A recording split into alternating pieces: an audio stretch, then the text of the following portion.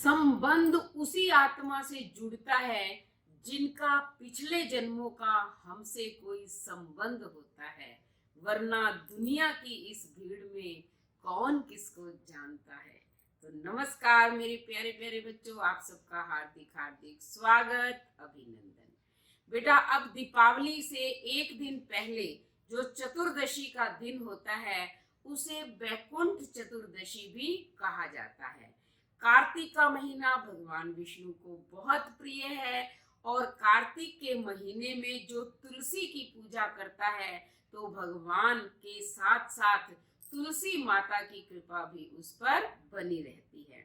तो इस बैकुंठ चतुर्दशी के दिन सायंकाल के समय जो तुलसी के पौधे के पास बैठकर इस कथा को सुनता है बैकुंठ चतुर्दशी के दिन, तो तुलसी माता और भगवान कृष्ण की कृपा से उसकी सभी मनोकामनाएं पूर्ण होती हैं, सभी रोगों से उसे मुक्ति मिलती है और अंत में बैकुंठ लोक में उसे ऊंचा स्थान मिलता है।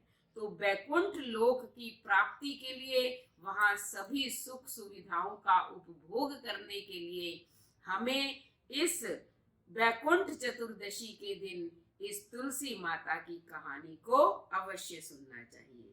तो आइए सुनते हैं हम इस कथा को। एक बुढ़िया के 3 बेटे और बहू थे। बहुओं से उसके विचार मेल न खाते थे, इसलिए वो अक्सर पुष्कर में रहती थी। पूजा पाठ, कार्तिक स्नान करती, पढ़ी लिखी तो थी नहीं, इसलिए टूटी फूटी कहानी कह लेती और सुन लेती थी। अधिकतर रंग जी के मंदिर के आंगन या उसकी सीढ़ियों पर बैठी रहती और भक्त समागम करती। कभी कभी उसके बेटे बहू मिलने आते और उसको जरूरत का सामान देकर वापस लौट जाते थे। एक दिन उसने सुना कि बैकुंठ चौदस को स्वर्ग के द्वार खुले रहते हैं। इस दिन मरने वाला सीधा स्वर्ग में जाता है।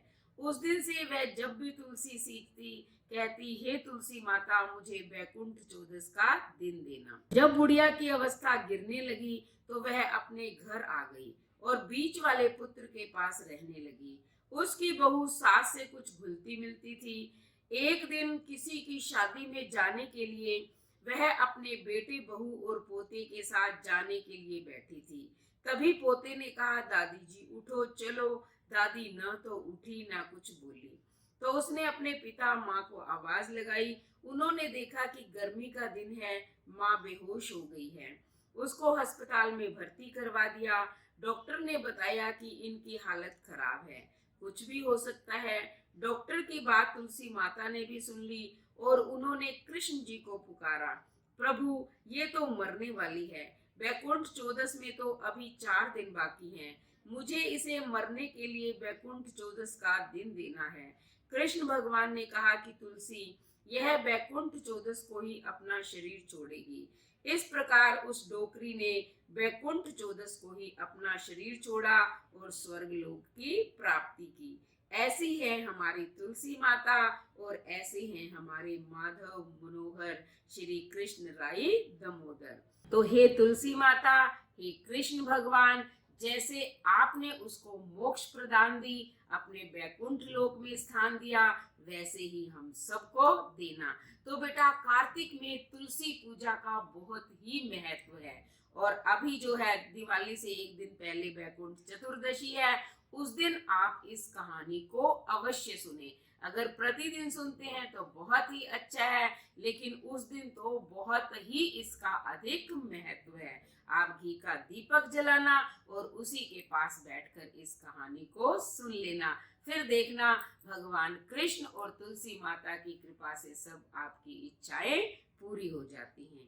चलो, अब भगवान का नाम लेकर चैनल को सब्सक्राइब करें, लाइक और शेयर करें, कमेंट करें और बेल आइकन के बटन को दबाएं ताकि अगली कहानी का नोटिफिकेशन सबसे पहले आपको मिले। धन्यवाद।